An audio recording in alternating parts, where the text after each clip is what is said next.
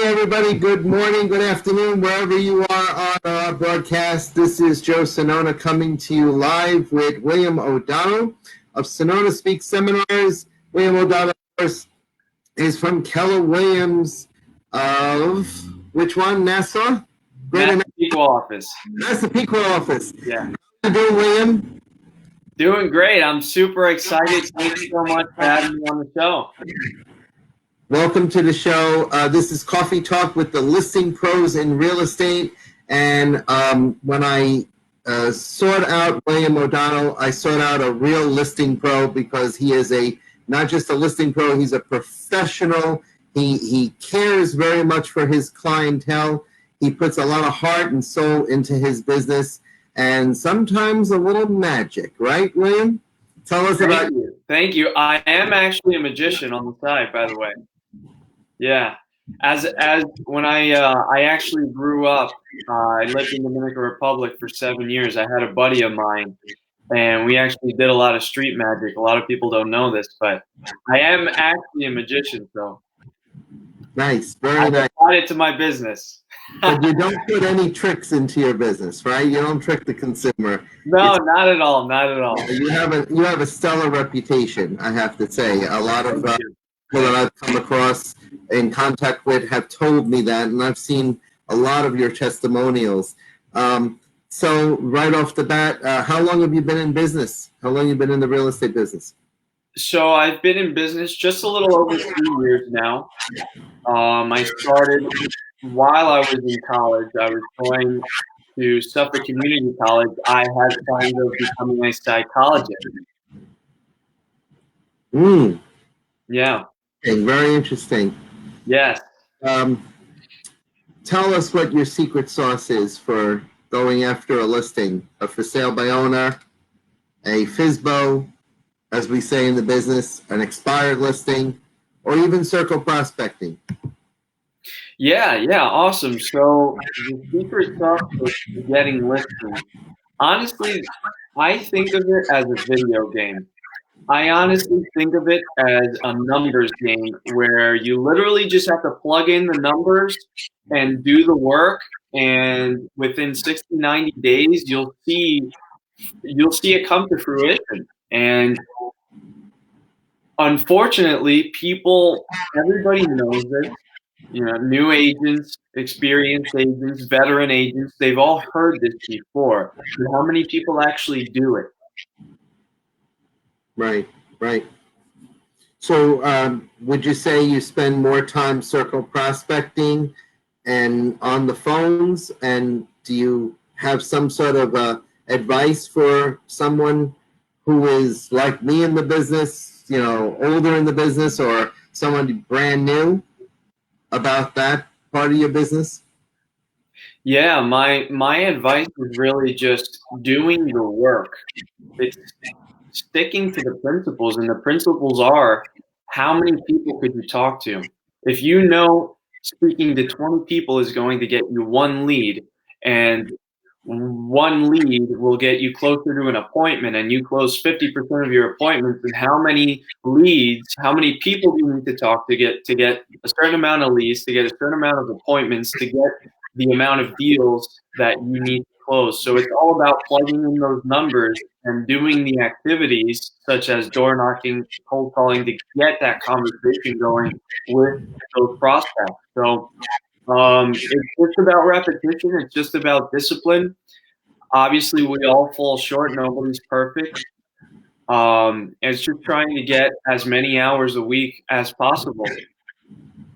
Do you read a lot of on this sort of or something that gives you inspiration? Do you have a favorite read, or do you read many books on this? Yeah, I'm always reading. I read every day. That's something I don't miss out on. And if I don't read a motivational, sales, or inspirational book, every night I read the Bible with my wife before we go to bed. Very nice. Which I believe is the book of which all wisdom comes from. Yeah, I do. Like this morning, I don't listen to music. in my car. I only listen to podcasts. This morning I was listening to Jim Rohn. I highly recommend him. Tony Robbins is great. The Carnegie family. There's so much out there. We live in a time and age where there's such a wealth of knowledge on the internet, on books, in books, and it's so accessible too. Anybody could access it for free. Yeah, yeah. So I think. What do you think? Why do you think so many realtors, so many of us realtors, are apprehensive to get into some sort of faith-based anything or some sort of motivational anything that brings us closer to that yes in our business, that we can be successful? Because as you know, the failure rate in real estate is almost 87% of all new agents in their first year drop out. Mm. Everybody has that hesitancy to become better in their business. Wow, that's such a good question. And last night I was listening to Jim Rohn, and he said, "Why is it that some people go to a seminar and they may say you have two sides of the spectrum, right? You have that one person that walks out and says, 'I've heard all of this before,' and then you have one person that walks out of the seminar and says, 'I'm going to change my life today.'" And he calls it the mysteries of the mind. Why are some people successful and crave to become a better person every day? And why are others just sitting back on their couch hanging out? He Right. calls it the mysteries of the mind. To answer your question, I do believe that there are some of those. And I believe that most agents that get into the business, obviously they want to make money, but I think it's something deeper than that, to fund the lifestyle that they're looking to have. And so in order to achieve that lifestyle, you have to put in the work. And this ties back into your question, because what I believe you're asking me is, why are people hesitant to cross that path and achieving that dream that they want by doing the work? I go through this a lot. My life is a roller coaster. I'm sure most agents think about quitting a lot, even after 5, 10, 20 years. Even after, like last year, I had an amazing year. I still have thoughts of quitting real estate. I think we all do, but I think what gets us through that is surrounding ourselves with people that could bring us positive energy, listening to uplifting and motivational people, and just grounding ourselves every single day, doing things that make us feel uncomfortable. Like this morning, I took a really cold shower, and it just got me jumping, and it just gave me energy. So like, doing uncomfortable things will start to make you feel like you're on a roll, and you just want to do more uncomfortable things because you keep noticing, wow, this makes me grow. So even though this person slammed their door on me yesterday, you know what? I'm not going to take it personal. Maybe they just had a bad day. Let me go back and knock on that door again today. One of my students in new agent orientation classes that I teach for Long Island Board of Realtors really taught me a big lesson this year. She said, you went around the room and you asked everybody, tell us a little bit about yourself. Tell us why you want to be in real estate. She says, maybe it could have been phrased a little bit better. She says, because you really don't know someone's life. You don't know what they're going through, what they've been through, what they are experiencing.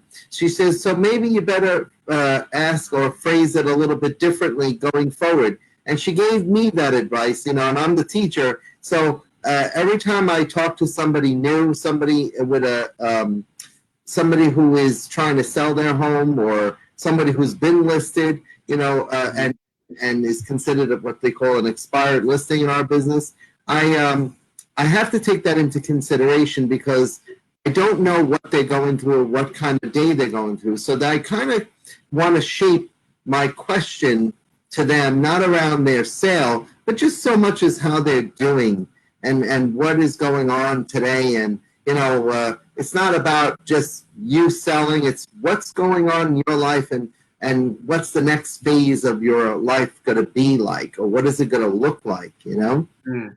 So if I had to ask you, I want to go back a couple of steps to your comment about quitting. And because I think this is a really big topic for new agents and agents who have been in the business and are really frustrated. First 5 years in real estate, after the fifth year, I was done. I totally was done with real estate. I had enough. Do you think that it is common, right? And you said it yourself, for us to have those days of quitting. And do you think it's common to have those days? And what is it that we can do to just snap out of it, redefine who we are, and get back on the saddle? Wow, that's an awesome question. I figured I pushed the limits today because I got a guest with me. That's an awesome question. And honestly, I wish I could just tattoo that on my forehead here. Because the answer to that question is what we have to constantly remind ourselves whenever we feel that, right? So, what is it? So there were multiple questions there. I think the first one was, what makes me feel like I should quit? That's the first question, right? Okay, Yes. so I believe it's a mixture of not seeing a paycheck for a specific amount of time and just the letdown, the rejection. We're all human beings, and we all have a need of wanting to be accepted. And so when you're on the phones for a whole month and you're getting cursed out and rejected, it just brings on, sometimes we're human.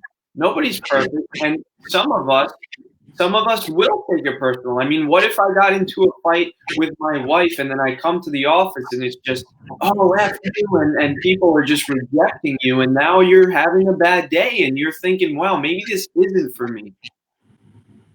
And then what snaps me out of it is, because I usually think like, wow, I have friends in the union, they're making $100 grand. Like if I could just sit back and do what they're doing, that 9 to 5, I could make $100 grand. I could live comfortable off of $100 grand. And then I think to myself, wait a second. If I sell 10 houses, I can make that same amount of money. Right. And I could sell 10 houses in 2 or 3 months. And that immediately snaps me out of that mindset and gets me back on track. So that's something that helps me personally. So I'm gonna play a little game with you. It's called the Law of Agency game. And the Law of Agency, as everyone knows on this broadcast, and as people who have heard me over and over again explain the Law of Agency in the form of an acronym called OCAR. So O for obedience, L for loyalty, disclosure, confidentiality, accountability, reasonable care. What is your favorite Law of Agency? And I know that this is our foundation. This is our fiduciary responsibilities to the homeowner. So we take all of them very seriously. But if you had to pick one, which one would you pick and really have fun with? Or which one have you had fun with? What stands in your head? Definitely loyalty. Definitely. This is a business where people just want to get deals done, and they're willing to put their seller on the line. I don't think that's right. I have a lot of agents ask me, what is the seller willing to take? What is the other offer on the table? And I think that being loyal to your client and not disclosing that will not only represent their best interest, but it will also net them more money. Awesome. That's an awesome answer. Tell me, in your listings, when you go and you get a listing, what kind of technology do you use? I use a lot of technology. At Keller Williams, for those that are familiar, is we pride ourselves on being a technology company. So recently we've revamped our new app. So I usually go into the app, I show them what its capabilities are, and they always get excited about that.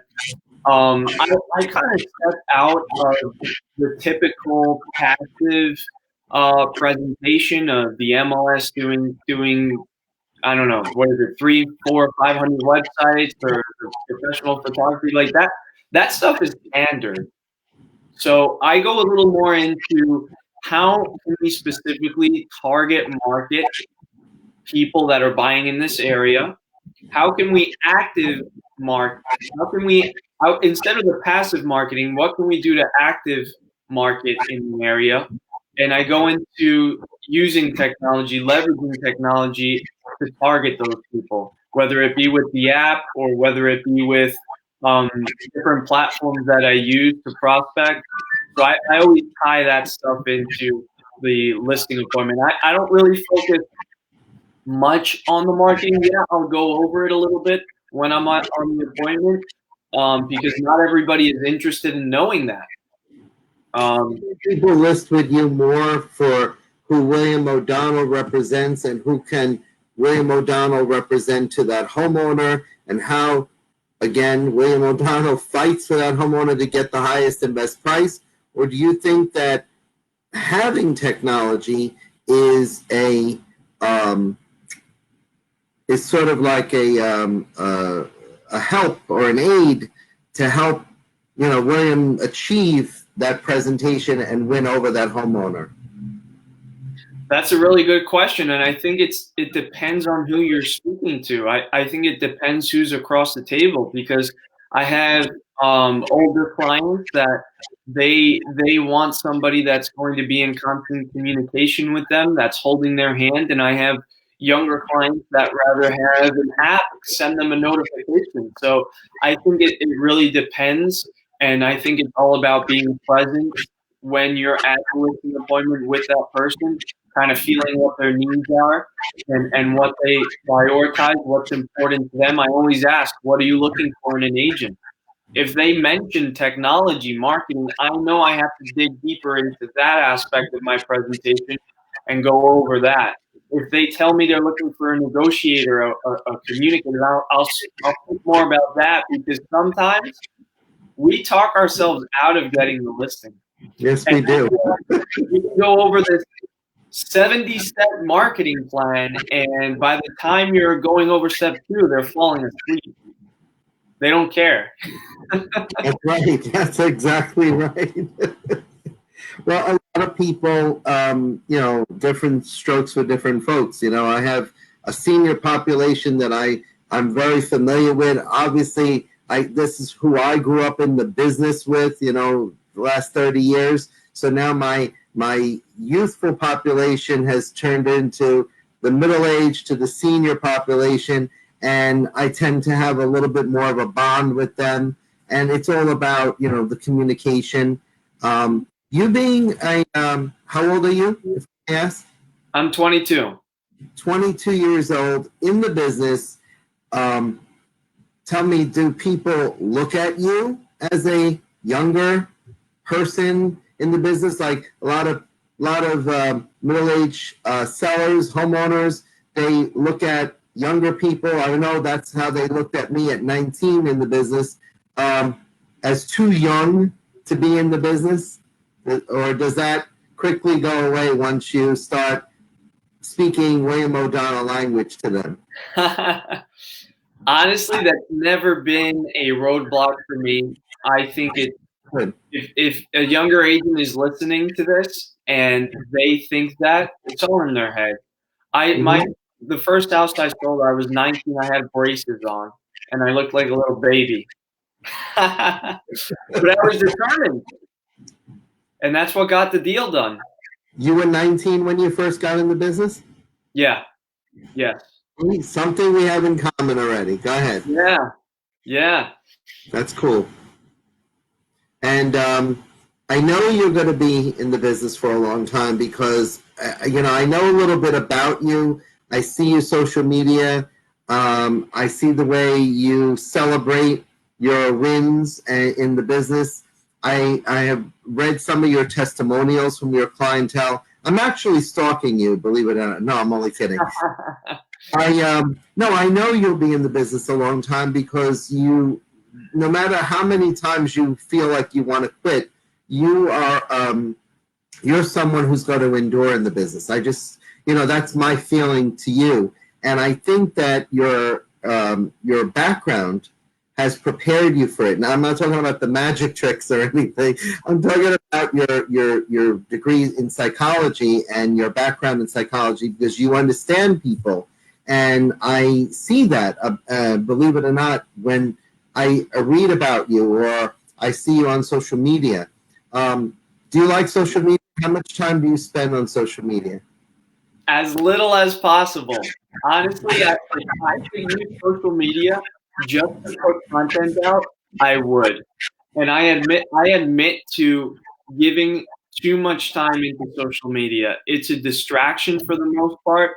Yes, it's technology is like a fire or social media. It could either burn you or it could either help you. So I feel like social media can burn you by if you're spending too much time on it, getting distracted, stalking people, looking at posts.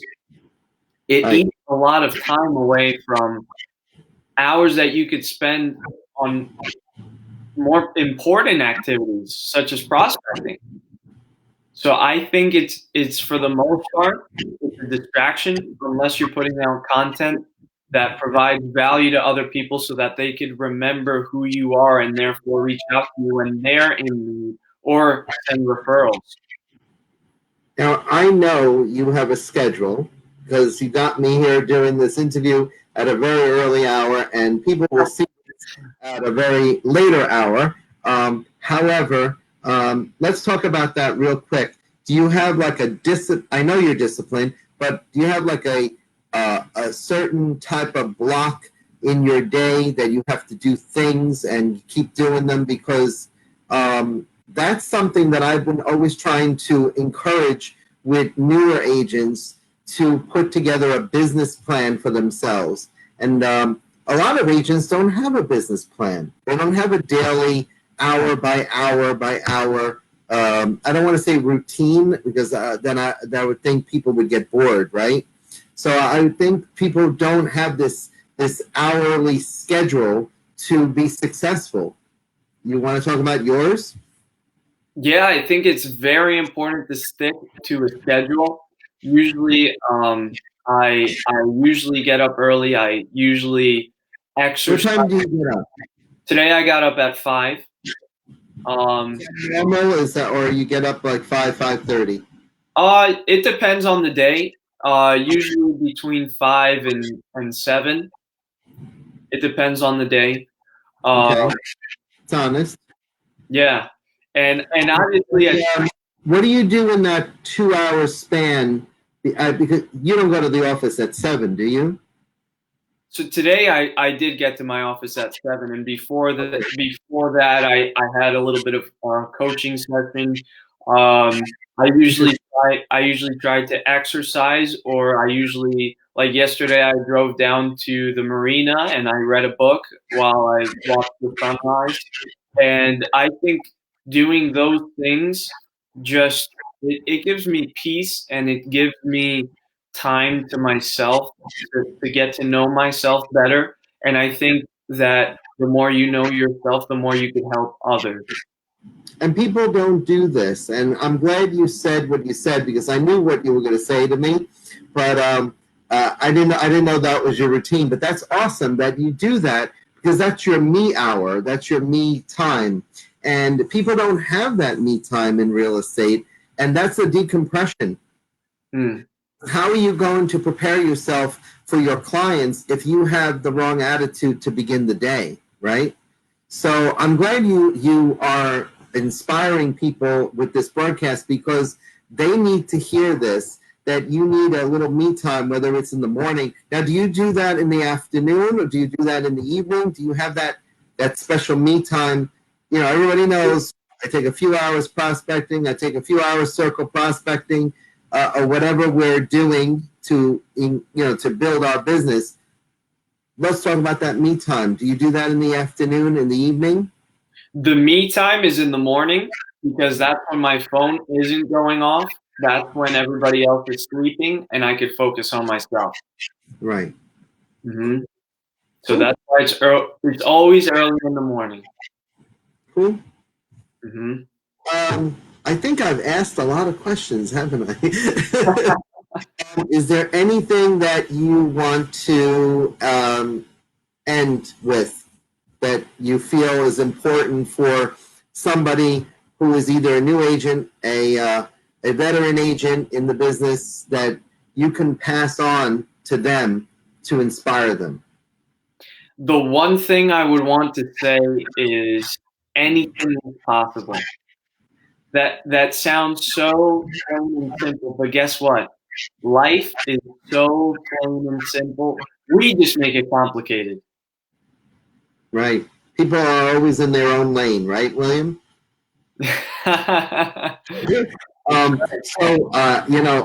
I broadcast this interview, and I'm going to put it on YouTube, I was thinking I like that old quote that I grew up with, and that is, a winner never quits and a quitter never wins. And that's the way I see you, Mr. O'Donnell. So I think that Thank you.